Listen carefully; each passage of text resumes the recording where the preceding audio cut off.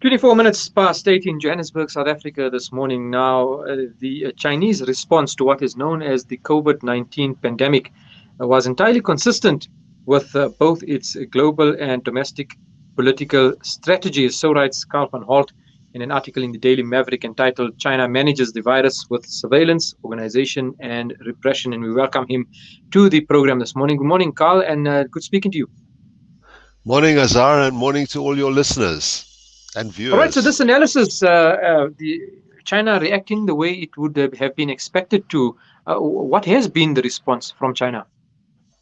Well, its first response was to try and hide the virus, and after that, uh, the response was once it became clear how contagious the virus was. The response was a very rapid one of locking down, shutting down the city, and mobilizing all resources to try and contain the virus and to treat people who were ill. Hence, building new hospitals at a rapid pace, drafting in health personnel, and so on. So that was the kind of main response, and that has to do with the very strong surveillance capacity of the Chinese regime. It's got a very deeply rooted set of organizational structures that is able to manage a lockdown of this nature.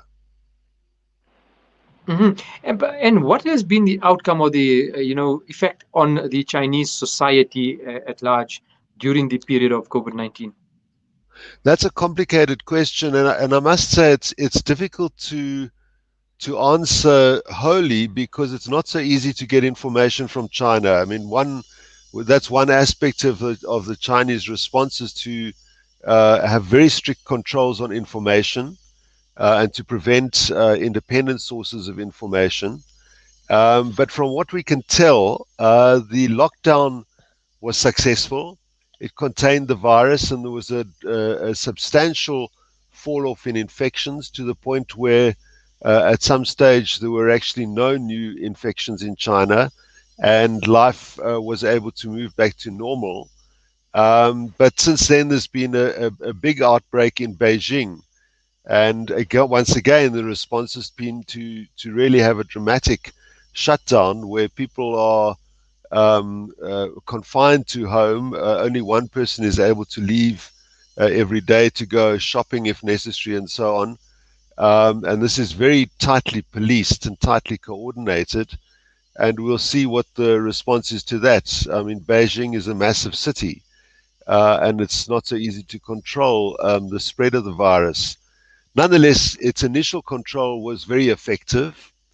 And while there was if I can put it this way, a kind of initial, a lot of outrage on social media in China about the treatment of the first doctors who had found that the virus was spreading and had tried to alert the public, they were victimized by the state. And there was a lot of outrage about that.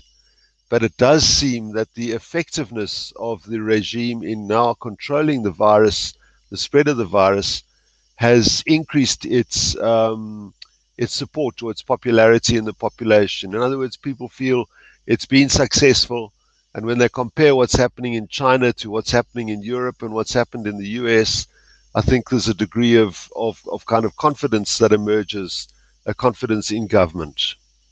hmm Now, China is also an emerging superpower. It's right up there with the United States in leading the world in terms of development in all sorts of fields. How has COVID-19 affected that? Has it managed to push China forward in its race with the United States, or has COVID-19 dampened it to a certain extent and put it on the back foot? Yes, that's a very important question. So once again, it's not entirely clear, what the kind of final outcome of all of this is going to be. But I think that its ability to get on top of the virus and then to start exporting equipment and so on, donating equipment to various other countries, has placed it in a relatively strong position. Um, the US, on the other hand, has so badly mishandled the pandemic that it's taken. No, there's many other aspects of U.S. foreign policy as well, and it's taken a real knock globally. I think there's a very low level of confidence in the U.S. regime. In contrast, but what we are seeing at the same time as the COVID-19 pandemic and the impact of this on the international view of different regimes is the much more assertive foreign policy of China. As it's a, you know, as you said, it's a rising superpower, and it's attempting to assert its position, particularly in its region. And so there've been the recent border clashes with India, and more importantly, more centrally, it's a crackdown on Hong Kong. As Hong Kong is effectively part of China, it's been ruled so far under the one country, two systems approach, but China has moved in very aggressively and very rapidly to try to control and contain and repress the popular movement there, the popular struggles for greater democracy and greater sort of freedom of life. Hmm. And if we look at Chinese, hegemony across different African states in Asia, for example, as well, do you think that their response to COVID-19 has built confidence in their partners that they've now managed to bring along? South Africa, for example, or the BRICS community, have they managed to build confidence, or has the response to COVID-19 withered that away? No, I think that the response to COVID-19 has established a degree of confidence in them, but this more assertive regional policy, on the other hand, may be undermining it. So, for instance, you mentioned the BRICS. I mean, India is a very important member of the BRICS, and the recent border clashes and the deaths of Indian soldiers has really led to a lot of tension between those two countries. I think there's a lot of people looking at what's happening in Hong Kong as well.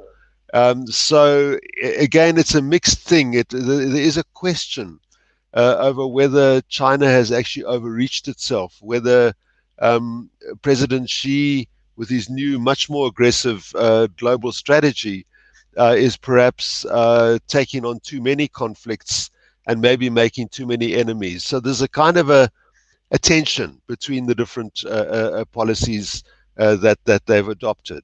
But in relation to the pandemic, I think that it's been fairly impressive from what we can tell.